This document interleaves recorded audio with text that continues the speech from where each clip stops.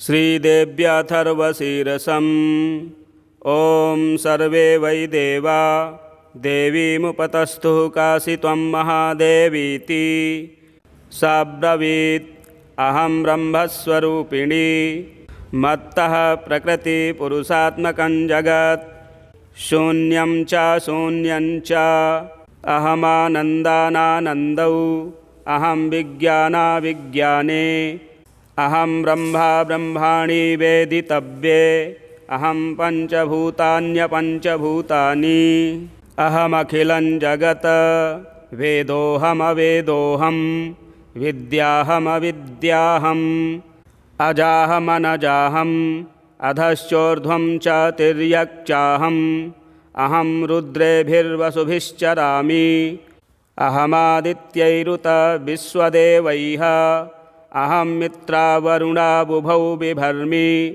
अहमिन्द्राग्नि अहमश्विनाबुभौ अहं सोमं त्वष्टारं पूषणं भगं दधामि अहं विष्णुमुरुक्रमं ब्रह्माणमुत प्रजापतिं दधामि अहं दधामि द्रविणं हविष्मते सुप्राव्ये यजमानाय शृण्वते अहं राष्ट्रीसङ्गमनि वसूनां चिकितुषि प्रथमा जज्ञियानाम् अहं सुवे पितरमस्य मूर्धन्मम योनिरप्स्वन्तः समुद्रे य एवं वेद सदैवीं सम्पदमाप्नोति ते देवा अब्रुवन् नमो देव्यै महादेव्यै शिवायै सततं नमः नमः प्रकृत्यै भद्रायै नियताः प्रणताः स्मताम् तामग्निवर्णां तपसा ज्वलन्तीं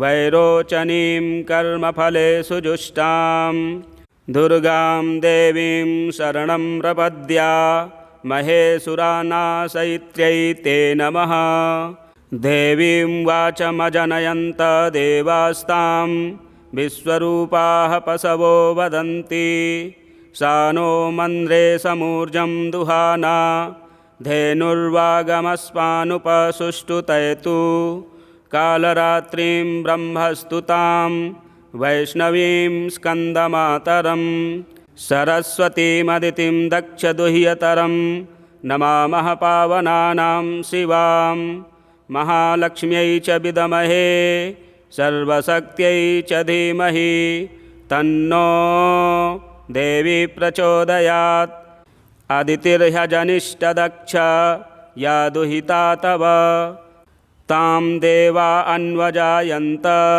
भद्रा अमृतबन्धवः कामो योनिः कमला वज्रपाणिर्गुहाहसा मातरिस्वाभ्रमिन्द्रः पुनर्गुहा सकला मायया च पूरुच्यैषा विश्वमातादिविद्योम् एषात्मशक्तिः एषा विश्वमोहिनी पाशाङ्कुशधनुर्बाणधरा एषा श्रीमहाविद्या य एवं वेद सा शोकं तरति नमस्ते अस्तु भगवती मातरस्मान् पाहि सर्वतः शैषाष्टौ वसवः शैषैकादशरुद्राः शैषा द्वादशादित्याः शैषा विश्वे देवाः सोमपा असोमपाश्च शैषा यातु धाना असुरा रक्षांसि पिशाचा यक्षाः सिद्धाः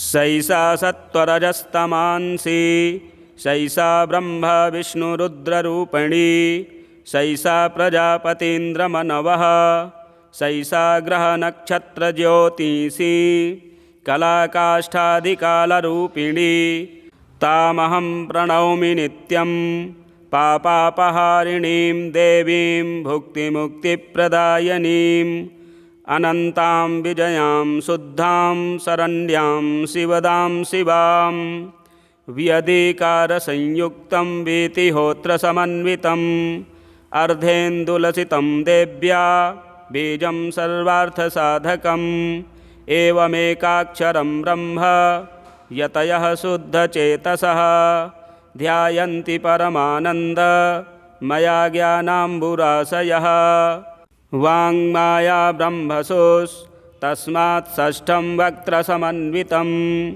सूर्यो वामश्रोत्रबिन्दु संयुक्तष्टात् तृतीयकः नारायणेन सम्मिश्रो वायुश्चाधरयुक्ततः विच्चेन वार्णकोर्णः स्यान्महदानन्ददायकः हृत्पुण्डरीकमध्यस्थां प्रातः सूर्यसमप्रभां पाशाङ्कुशधरां सौम्यां वरदाभयहस्तकां त्रिनेत्रां रक्तवसनां भक्तकामदुघां भजे नमामि त्वां महादेवीं महाभयविनाशिनीं महादुर्गप्रशमनीं महाकारुण्यरूपिणीं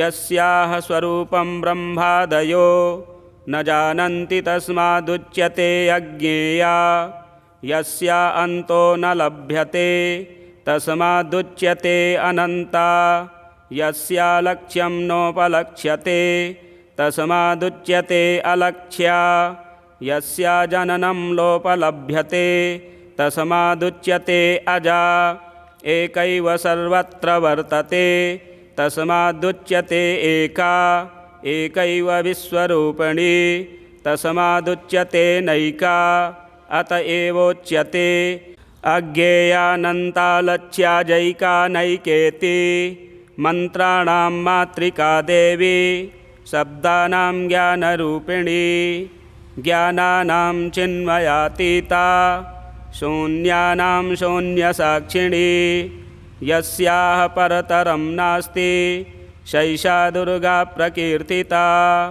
तां दुर्गां दुर्गमां देवीं दुराचारविघातिनीं नमामि भवभीतोऽहं संसारार्णवतारिणीम् इदमथर्वशीर्षं योधीते स पञ्चाथर्वशीर्षजपफलमाप्नोति इदम् अथर्वशीर्षमज्ञात्वा योर्चां स्थापयति शतलक्षं प्रजत्वापि सोर्चासिन्धिं न विन्दति शतमष्टोत्तरं चास्य पुरश्चर्याविधिः स्मृतः दशवारं पठेद्यस्तु सद्यः पापैः प्रमुच्यते महादुर्गाणि तरति महादेव्याः प्रसादतः सायमधीयानो दिवसकृतं पापं नाशयति प्रातरधीयानो रात्रिकृतं पापं नाशयति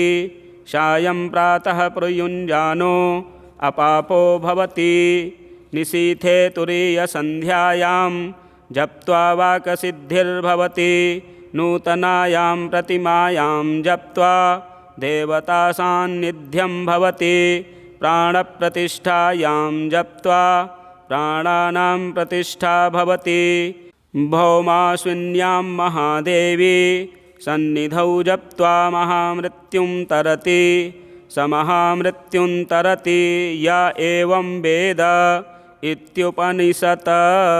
ॐ सर्वे वै देवा देवीमुपतस्थुः काशी त्वं महादेवीति सा ब्रवीत् अहं ब्रह्मस्वरूपिणी मत्तः प्रकृतिपुरुषात्मकं जगत् शून्यं च शून्यं च अहमानन्दानानन्दौ अहं विज्ञानाविज्ञाने अहं ब्रह्मा ब्रह्माणि वेदितव्ये अहं पञ्चभूतान्यपञ्चभूतानि अहमखिलं जगत् वेदोऽहमवेदोऽहं विद्याहमविद्याहम् अजाहमनजाहम् अधश्चोर्ध्वं च तिर्यक्चाहम् अहं रुद्रेभिर्वसुभिश्चरामि अहमादित्यैरुत विश्वदेवैः अहं मित्रावरुणा बुभौ बिभर्मि अहमिन्द्राग्नि अहमश्विना बुभौ अहं सोमं त्वष्टारं पूषणं भगं दधामि अहं विष्णुमुरुक्रमं ब्रह्माणमुत प्रजापतिं दधामि अहं दधामि द्रविणं हविष्मते सुप्राव्ये यजमानाय शुण्वते अहं राष्ट्रीसङ्गमनि वसूनां चिकितुषि प्रथमा जज्ञियानाम् अहं सुवे पितरमस्य मूर्धन्मम योनिरप्स्वन्तः समुद्रे य एवं वेद स दैवीं सम्पदमाप्नोति। ते देवा अब्रुवन् नमो देव्यै महादेव्यै शिवायै सततं नमः। नमः प्रकृत्यै भद्रायै नियताः प्रणताः स्मतां तामग्निवर्णां तपसा ज्वलन्तीं वैरोचनीं कर्मफले सुजुष्टां दुर्गां देवीं शरणं प्रपद्या महेसुरानाशयित्र्यै ते नमः।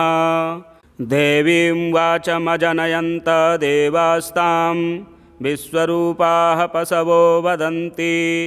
सा नो मन्द्रे समूर्जं दुहाना धेनुर्वागमस्मानुपसुष्टुतयतु। कालरात्रिं ब्रह्मस्तुतां वैष्णवीं स्कन्दमातरं सरस्वतीमदितिं दक्षदुह्यतरं नमामः पावनानां शिवां। महालक्ष्म्यै च विद्महे सर्वशक्त्यै च धीमहि तन्नो देवी प्रचोदयात्। अदितिर्ह्यजनिष्टदक्ष या दुहिता तव तां देवा अन्वजायन्त भद्रा अमृतबन्धवः। कामो योनिः कमला वज्रपाणिर्गुहाः सा मातरिस्वाभ्रमिन्द्रः। पुनर्गुहा सकला मायया च पूरुच्यैषा विश्वमातादिविद्योम्। एषात्मशक्तिः एषा विश्वमोहिनी पाशाङ्कुशधनुर्बाणधरा एषा श्रीमहाविद्या य एवं वेद सा शोकं तरति। नमस्ते अस्तु भगवती मातरस्मान् पाहि सर्वतः।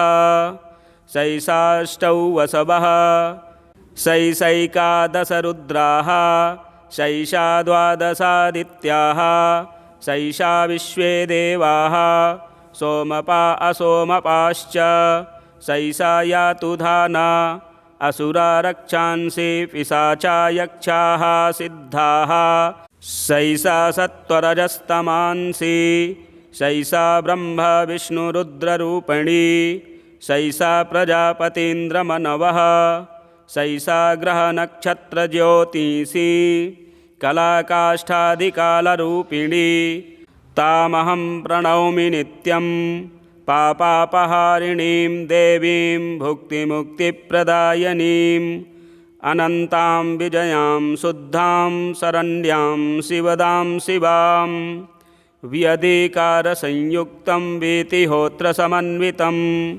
अर्धेन्दुलसितं देव्या बीजं सर्वार्थसाधकम् एवमेकाक्षरं ब्रह्म यतयः शुद्धचेतसः ध्यायन्ति परमानन्दमया ज्ञानाम्बुराशयः।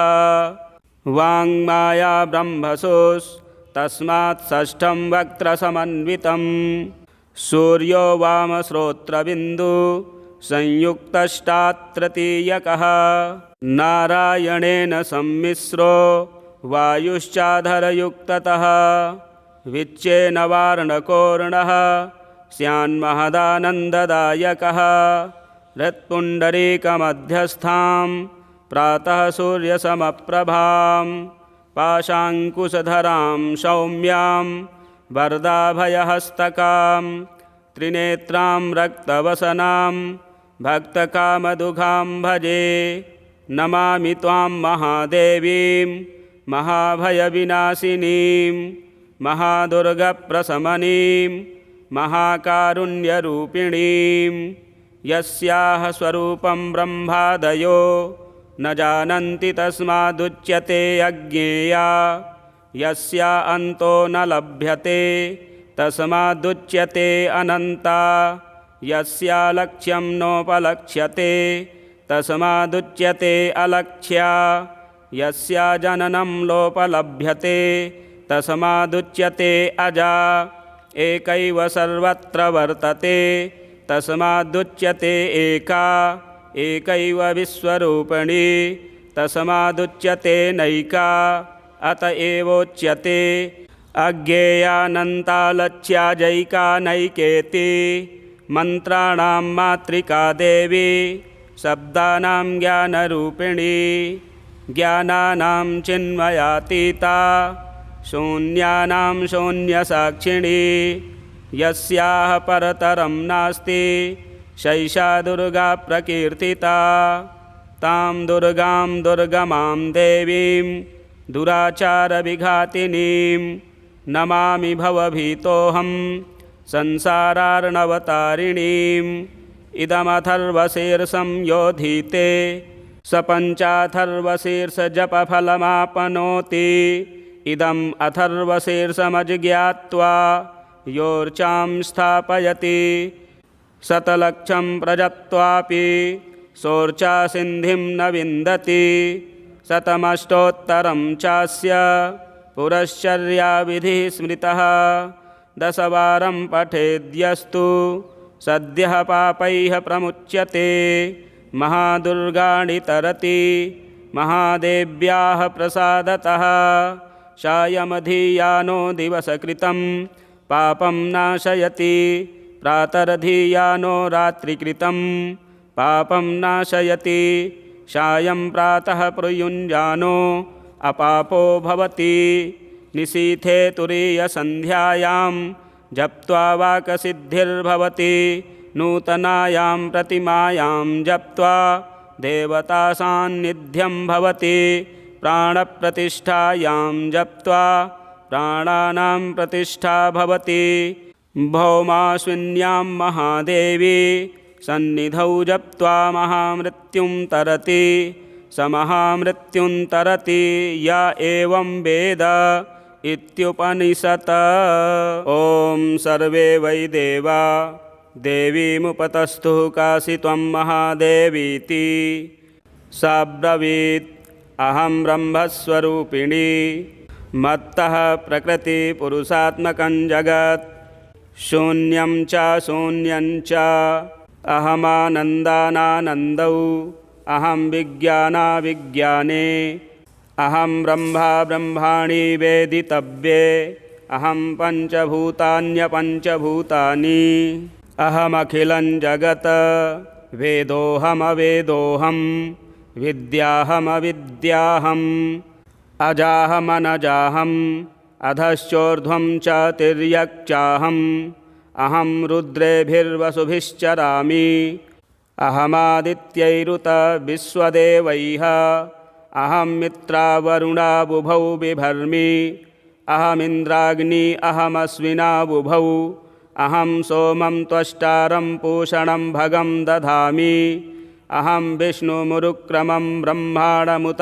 प्रजापतिं दधामि अहं दधामि द्रविणं हविष्मते सुप्राव्ये यजमानाय शुण्वते अहं राष्ट्रीसङ्गमनि वसूनां चिकितुषि प्रथमा जज्ञियानाम् अहं सुवे पितरमस्य मूर्धन्मम योनिरप्स्वन्तः समुद्रे य एवं वेद सदैवीं सम्पदमाप्नोति। ते देवा अब्रुवन् नमो देव्यै महादेव्यै शिवायै सततं नमः। नमः प्रकृत्यै भद्रायै नियताः प्रणताः स्मताम् तामग्निवर्णां तपसा ज्वलन्तीं वैरोचनीं कर्मफलेषु जुष्टां दुर्गां देवीं शरणं प्रपद्या महेशुरानाशयित्र्यै ते नमः। देवीं वाचमजनयन्त देवास्तां विश्वरूपाः पशवो वदन्ति सा नो मन्द्रे समूर्जं दुहाना धेनुर्वागमस्मानुपसुष्टुतयतु कालरात्रिं ब्रह्मस्तुतां वैष्णवीं स्कन्दमातरं सरस्वतीमदितिं दक्षदुह्यतरं नमामः पावनानां शिवां महालक्ष्म्यै च विद्महे सर्वशक्त्यै च धीमहि तन्नो देवी प्रचोदयात्। अदितिर्ह्यजनिष्ठदक्ष या दुहिता तव तां देवा अन्वजायन्त भद्रा अमृतबन्धवः कामो योनिः कमला वज्रपाणिर्गुहाहसा मातरिस्वाभ्रमिन्द्रः पुनर्गुहा सकला मायया च पूरुच्यैषा विश्वमातादिविद्योम् एषात्मशक्तिः एषा विश्वमोहिनी पाशाङ्कुशधनुर्बाणधरा एषा श्रीमहाविद्या य एवं वेद सा शोकं तरति। नमस्ते अस्तु भगवती मातरस्मान् पाहि सर्वतः शैषाष्टौ वसवः शैषैकादशरुद्राः शैषा द्वादशादित्याः शैषा विश्वे देवाः सोमपा असोमपाश्च शैषा यातु धाना असुरा रक्षांसि पिशाचा यक्षाः सिद्धाः शैषा सत्त्वरजस्तमांसि शैषा ब्रह्म विष्णुरुद्ररूपिणी शैषा प्रजापतीन्द्रमनवः शैषा ग्रहनक्षत्रज्योतिषी कलाकाष्ठादिकालरूपिणी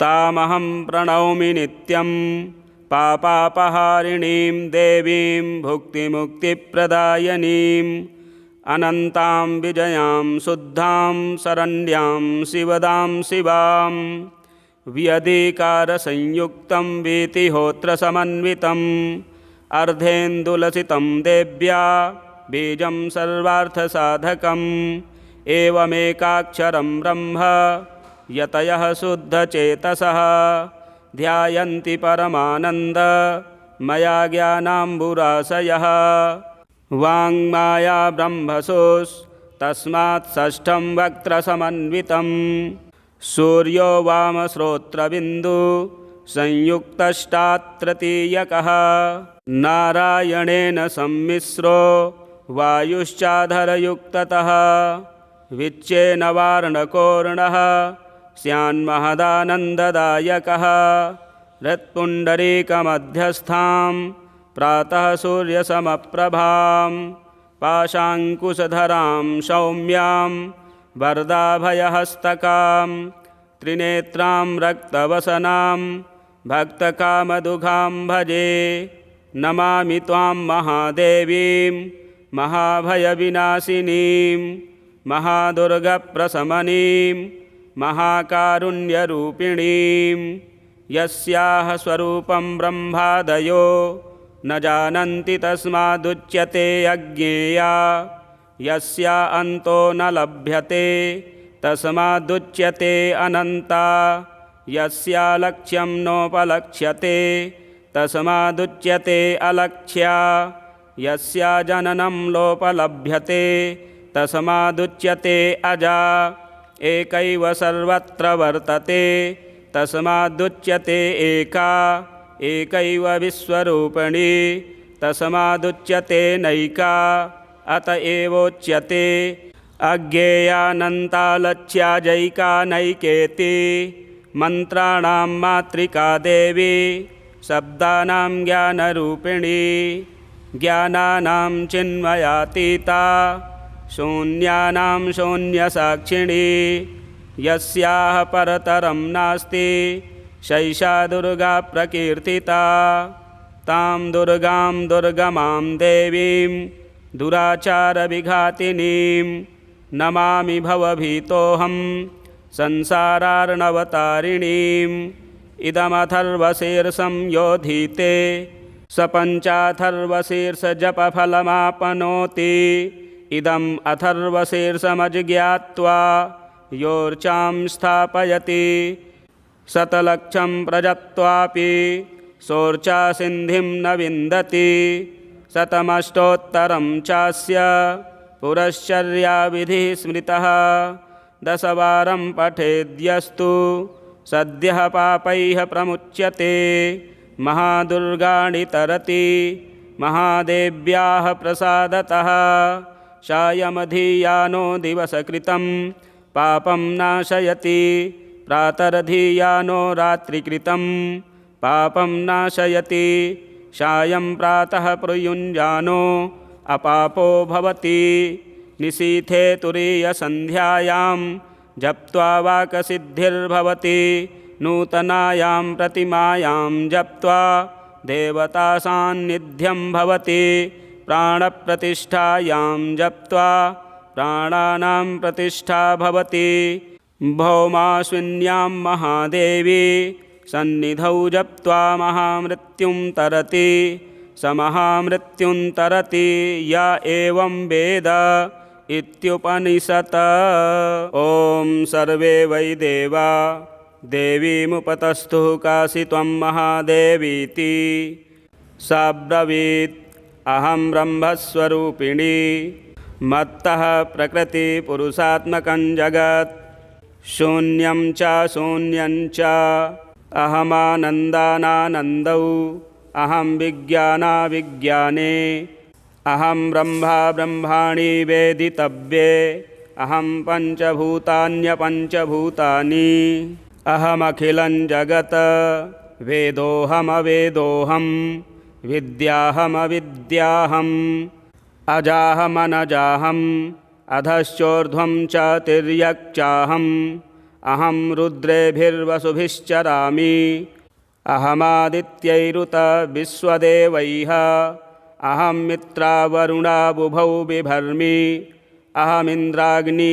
अहमश्विनाबुभौ अहं सोमं त्वष्टारं पूषणं भगं दधामि अहं विष्णुमुरुक्रमं ब्रह्माणमुत प्रजापतिं दधामि अहं दधामि द्रविणं हविष्मते सुप्राव्ये यजमानाय शृण्वते अहं राष्ट्रीसङ्गमनि वसूनां चिकितुषि प्रथमा जज्ञियानाम् अहं सुवे पितरमस्य मूर्धन्मम योनिरप्स्वन्तः समुद्रे य एवं वेद सदैवीं सम्पदमाप्नोति ते देवा अब्रुवन् नमो देव्यै महादेव्यै शिवायै सततं नमः नमः प्रकृत्यै भद्रायै नियताः प्रणताः स्मतां तामग्निवर्णां तपसा ज्वलन्तीं वैरोचनीं कर्मफलेषु जुष्टां दुर्गां देवीं शरणं प्रपद्या महेसुरानाशयित्र्यै ते नमः देवीं वाचमजनयन्त देवास्तां विश्वरूपाः पशवो वदन्ति सा नो मन्द्रे समूर्जं दुहाना धेनुर्वागमस्मानुपसुष्टुतयतु कालरात्रिं ब्रह्मस्तुतां वैष्णवीं स्कन्दमातरं सरस्वतीमदितिं दक्षदुह्यतरं नमामः पावनानां शिवां महालक्ष्म्यै च विद्महे सर्वशक्त्यै च धीमहि तन्नो देवी प्रचोदयात् अदितिर्ह्यजनिष्ठदक्ष या दुहिता तव तां देवा अन्वजायन्त भद्रा अमृतबन्धवः कामो योनिः कमला वज्रपाणिर्गुहाहसा मातरिस्वाभ्रमिन्द्रः पुनर्गुहा सकला मायया च पूरुच्यैषा विश्वमातादिविद्योम् एषात्मशक्तिः एषा विश्वमोहिनी पाशाङ्कुशधनुर्बाणधरा एषा श्रीमहाविद्या य एवं वेद सा शोकं तरति नमस्ते अस्तु भगवती मातरस्मान् पाहि सर्वतः शैषाष्टौ वसवः शैषैकादशरुद्राः शैषा द्वादशादित्याः शैषा विश्वे देवाः सोमपा असोमपाश्च शैषा यातु धाना असुरा रक्षांसि पिशाचा यक्षाः सिद्धाः शैषा सत्त्वरजस्तमांसि शैषा ब्रह्म विष्णुरुद्ररूपिणी शैषा प्रजापतीन्द्रमनवः शैषा ग्रहनक्षत्रज्योतिषी कलाकाष्ठादिकालरूपिणी तामहं प्रणौमि नित्यं पापापहारिणीं देवीं भुक्तिमुक्तिप्रदायिनीम् अनन्तां विजयां शुद्धां शरण्यां शिवदां शिवां व्यधिकारसंयुक्तं वीतिहोत्रसमन्वितम् अर्धेन्दुलसितं देव्या बीजं सर्वार्थसाधकम् एवमेकाक्षरं ब्रह्म यतयः शुद्धचेतसः ध्यायन्ति परमानन्द मया ज्ञानाम्बुराशयः वाङ्माया ब्रह्मसोस्तस्मात् षष्ठं वक्त्रसमन्वितं सूर्यो वामश्रोत्रबिन्दु संयुक्तष्टात्तृतीयकः नारायणेन सम्मिश्रो वायुश्चाधरयुक्ततः विच्चेन वार्णकोर्णः स्यान्महदानन्ददायकः हृत्पुण्डरीकमध्यस्थां प्रातः सूर्यसमप्रभां पाशाङ्कुशधरां सौम्यां वरदाभयहस्तकां त्रिनेत्रां रक्तवसनां भक्तकामदुघां भजे नमामि त्वां महादेवीं महाभयविनाशिनीं महादुर्गप्रशमनीं महाकारुण्यरूपिणीं यस्याः स्वरूपं ब्रह्मादयो न जानन्ति तस्मादुच्यते अज्ञेया यस्या अन्तो न लभ्यते तस्मादुच्यते अनन्ता यस्या लक्ष्यं नोपलक्ष्यते तस्मादुच्यते अलक्ष्या यस्या जननं लोपलभ्यते तस्मादुच्यते अजा एकैव सर्वत्र वर्तते तस्मादुच्यते एका एकैव विश्वरूपिणी तस्मादुच्यते नैका अत एवोच्यते अज्ञेयानन्तालक्ष्याजैका नैकेति मन्त्राणां मातृका देवी शब्दानां ज्ञानरूपिणी ज्ञानानां चिन्मयातीता शून्यानां शून्यसाक्षिणी यस्याः परतरं नास्ति सैषा दुर्गा प्रकीर्तिता तां दुर्गां दुर्गमां देवीं दुराचारविघातिनीं नमामि भवभीतोऽहं संसारार्णवतारिणीम् इदमथर्वशीर्षं योधीते स पञ्चाथर्वशीर्षजपफलमाप्नोति इदम् अथर्वशीर्षमज्ञात्वा योर्चां स्थापयति शतलक्षं प्रजत्वापि सोर्चासिन्धिं न विन्दति शतमष्टोत्तरं चास्य पुरश्चर्याविधिः स्मृतः दशवारं पठेद्यस्तु सद्यः पापैः प्रमुच्यते महादुर्गाणि तरति महादेव्याः प्रसादतः सायमधियानो दिवसकृतं पापं नाशयति प्रातरधियानो रात्रिकृतं पापं नाशयति सायं प्रातः प्रयुञ्जानो अपापो भवति निशीथे तुरीयसन्ध्यायां जप्त्वा वाक्सिद्धिर्भवति नूतनायां प्रतिमायां जप्त्वा देवतासान्निध्यं भवति प्राणप्रतिष्ठायां जप्त्वा प्राणानां प्रतिष्ठा भवति भौमाश्विन्यां महादेवी सन्निधौ जप्त्वा महामृत्युं तरति स महामृत्युं तरति य एवं वेद इत्युपनिषत्। ॐ सर्वे वै देवा देवीमुपतस्थुः काशी त्वं महादेवीति सा ब्रवीत् अहं ब्रह्मस्वरूपिणी मत्तः प्रकृतिपुरुषात्मकं जगत् शून्यं च शून्यं च अहमानन्दानानन्दौ अहं विज्ञानाविज्ञाने अहं ब्रह्मा ब्रह्माणि वेदितव्ये अहं पञ्चभूतान्यपञ्चभूतानि अहमखिलं जगत् वेदोऽहमवेदोऽहं विद्याहमविद्याहम् अजाहमनजाहम् अधश्चोर्ध्वं च तिर्यक्चाहम् अहं रुद्रेभिर्वसुभिश्चरामि अहमादित्यैरुत विश्वदेवैः अहं मित्रावरुणाबुभौ बिभर्मि अहमिन्द्राग्नि अहमश्विनाबुभौ अहं सोमं त्वष्टारं पूषणं भगं दधामि। अहं विष्णुमुरुक्रमं ब्रह्माणमुत प्रजापतिं दधामि। अहं दधामि द्रविणं हविष्मते सुप्राव्ये यजमानाय शृण्वते। अहं राष्ट्रीशङ्गमनी वसूनां चिकितुषी प्रथमा जज्ञियानाम्।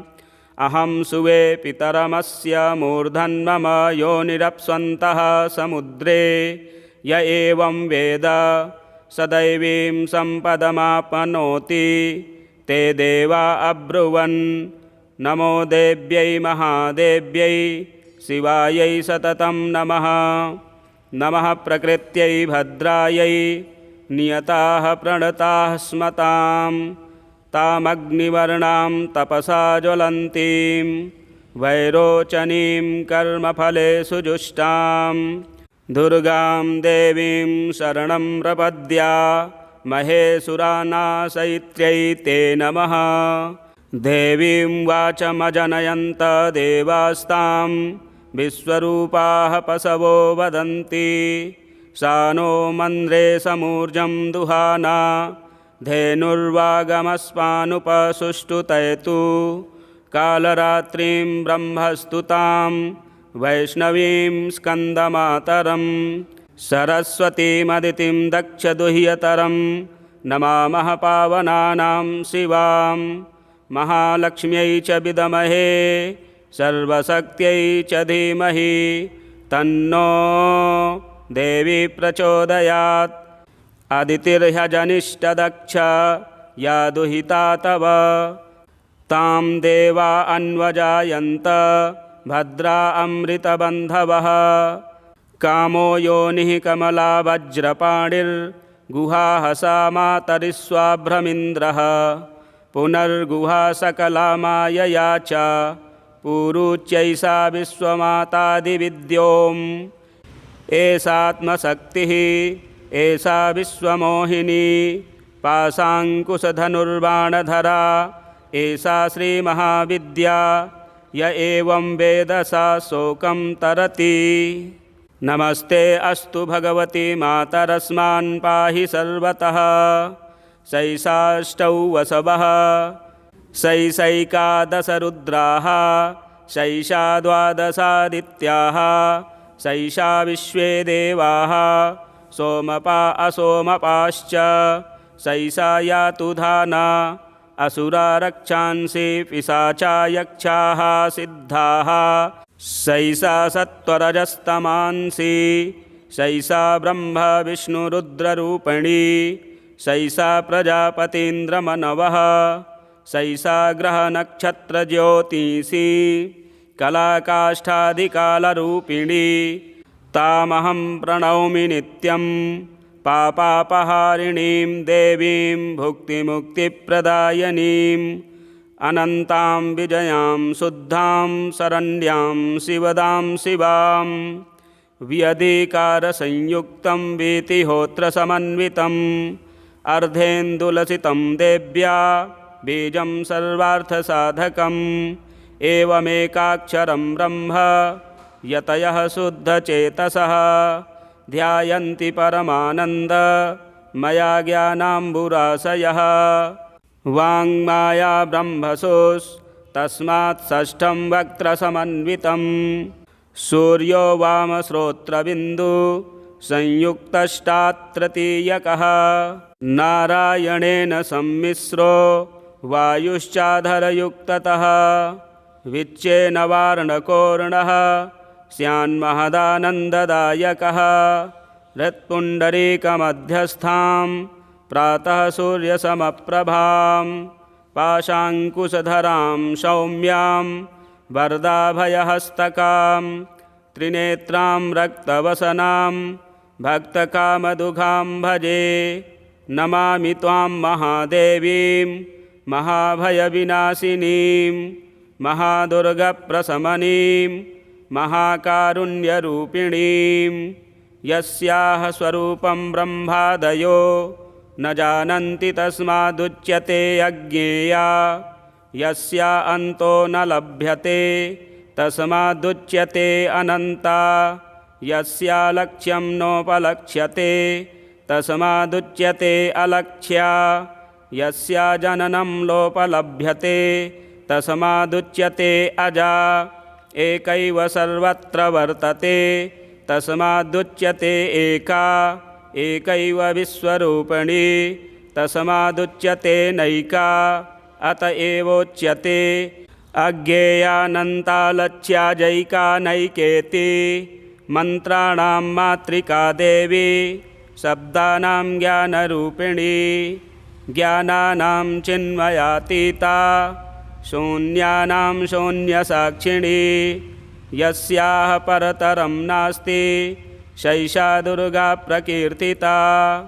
तां दुर्गां दुर्गमां देवीं दुराचारविघातिनीं नमामि भवभीतोऽहं संसारार्णवतारिणीम्। इदमथर्वशीर्षं योधीते स पञ्चाथर्वशीर्षजपफलमाप्नोति। इदम् अथर्वशीर्षमज्ञात्वा योर्चां स्थापयति शतलक्षं प्रजत्वापि सोर्चासिन्धिं न विन्दति। शतमष्टोत्तरं चास्य पुरश्चर्याविधिः स्मृतः।